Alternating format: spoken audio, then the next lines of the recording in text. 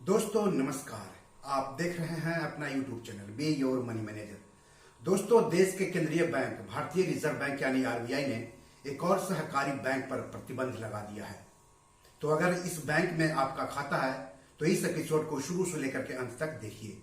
तो यह बैंक कौन सा है और उस बैंक के ग्राहकों को अब किस तरह की परेशानी होगी, यह मैं आपको इस एपिसोड में आगे बताऊंगा। लेकिन सबसे पहले मैं आप सबसे गुजारिश करता हूं कि अगर अभी तक आपने इस YouTube चैनल को सब्सक्राइब नहीं किया है तो जल्दी से कर लीजिए।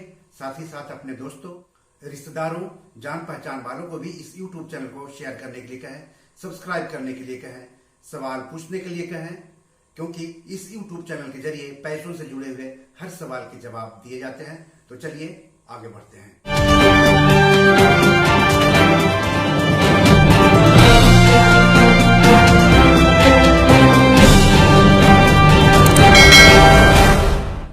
तो कर्नाटक के बंगलुरु स्थित सुश्रुति सौहार्द सहकारा बैंक नियमिता पर 7 अप्रैल 2022 को कारोबार की समाप्ति से आरबीआई ने अगले आदेश तक प्रतिबंध लगा दिया है।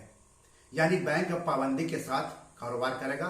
फिलहाल 6 महीने के लिए प्रतिबंध लगा है। तो इस प्रतिबंध का बैंक के लिए और बैंक के ग्राहकों के लिए क्या मायने हैं वो जानना जरूरी है। तो बैंक भारतीय रिजर्व बैंक से लिखित रूप में पूर्व अनुमति लिए बिना कोई भी लोन और एडवांस ना तो देगा और ना ही उसका नवीकरण यानी रिन्यूअल करेगा।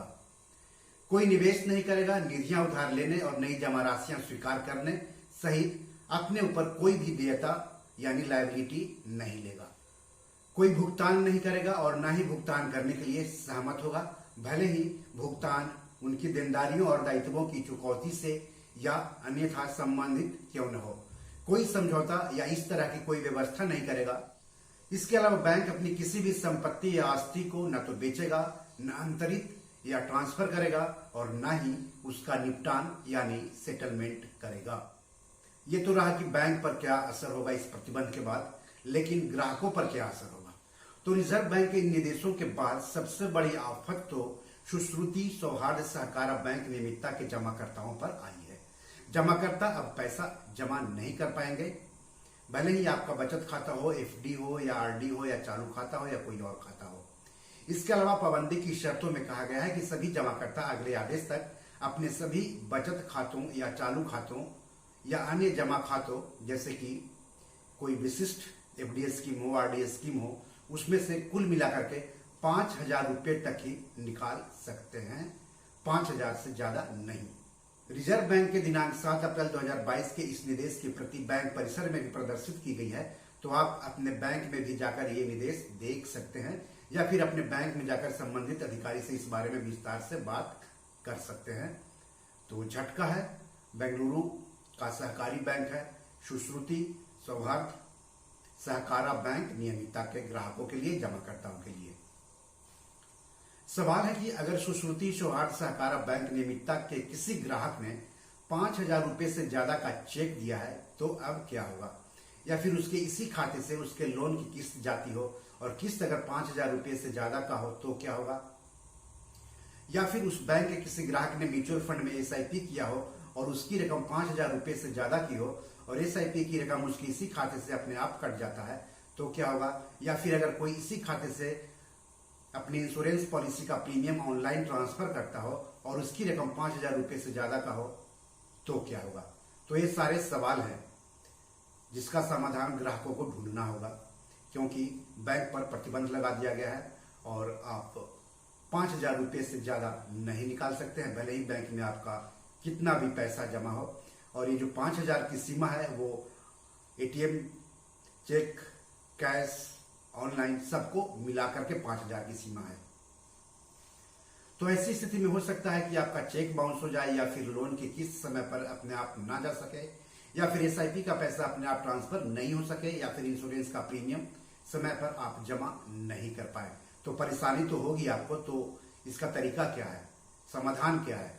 तो ऐसी स्थिति में ग्राहक द्वारा जारी किए गए चेक को रोक देना चाहिए और दूसरे बैंक का चेक देना चाहिए। लोन की किस्त के लिए भी जहां लोन है वहां से बात करके या तो किस्त दूसरे बैंक के चेक से जमा कर दे या फिर कैश में लोन की किस्त जमा कर दे। इससे लोन पर डिफॉल्ट होने से आप बच जाएंगे और आपका सिविल खराब नहीं होगा। सिविल खराब होने पर भविष्य में लोन मिलना काफी मुश्किल हो जाता है। उसी तरह एसआईपी के लिए दूसरे बैंक का चेक दे दें या फिर दूसरे बैंक से ऑनलाइन पैसा ट्रांसफर कर दें तो अच्छा रहेगा। और उसी तरह इंश्योरेंस का प्रीमियम भी दूसरे बैंक के चेक से करें या फिर दूसरे बैंक से ऑनलाइन ट्रांसफर करें या फिर अपने इंश्योरेंस एजेंट या इंश्योरेंस कंपनी से बात करें। और सबसे बड़ी बात है कि अगर आपका एक ही बैंक खाता है और वो भी इस बैंक में है तो आप किसी दूसरे बैंक में फटाफट जल्दी से सेविंग्स अकाउंट खुलवा दीजिए ताकि आपके जो अन्य काम है पैसों से जुड़ी है उसमें आगे आने वाले दिनों में कोई दिक्कत ना हो।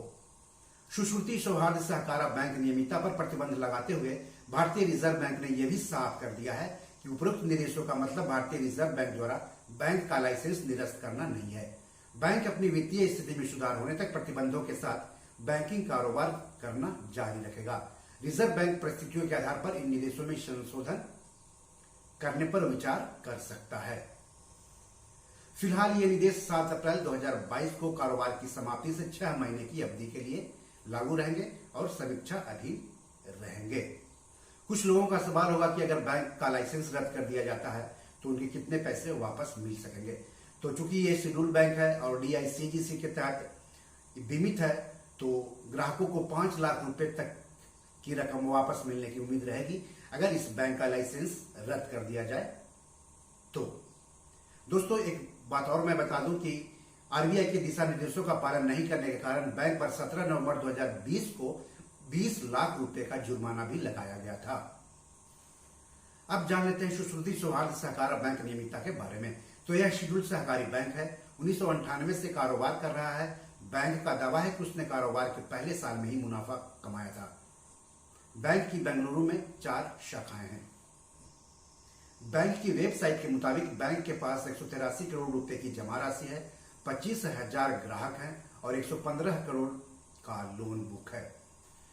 दोस्तों पिछले कुछ समय से लगातार सहकारी बैंक पर प्रतिबंध लगाया जा रहा है या उसका लाइसेंस रद्द किया जा रहा है। इस तरह के ज्यादातर बैंक हालांकि महाराष्ट्र के हैं लेकिन दूसरे राज्यों के भी सहकारी बैंक पर प्रतिबंध लगाए जा रहे हैं या उसके लाइसेंस रद्द किए जा रहे हैं।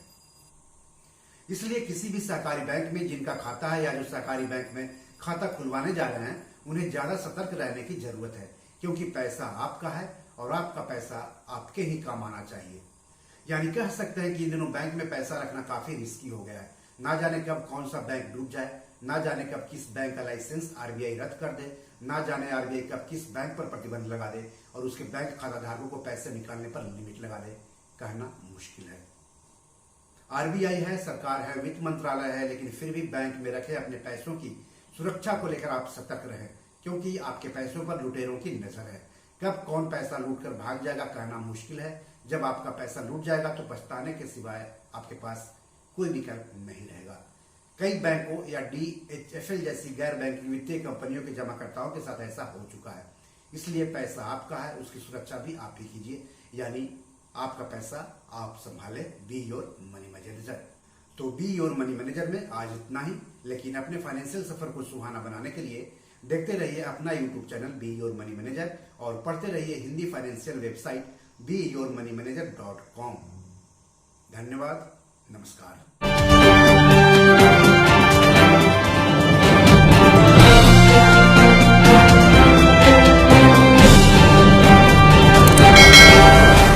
दोस्तों ये मेरी 7 किताब है जो कि Amazon.com पर पब्लिश है। आप इसे डाउनलोड करके पढ़ सकते हैं। इन किताबों के लिंक्स इस वीडियो के डिस्क्रिप्शन में दिए हुए हैं।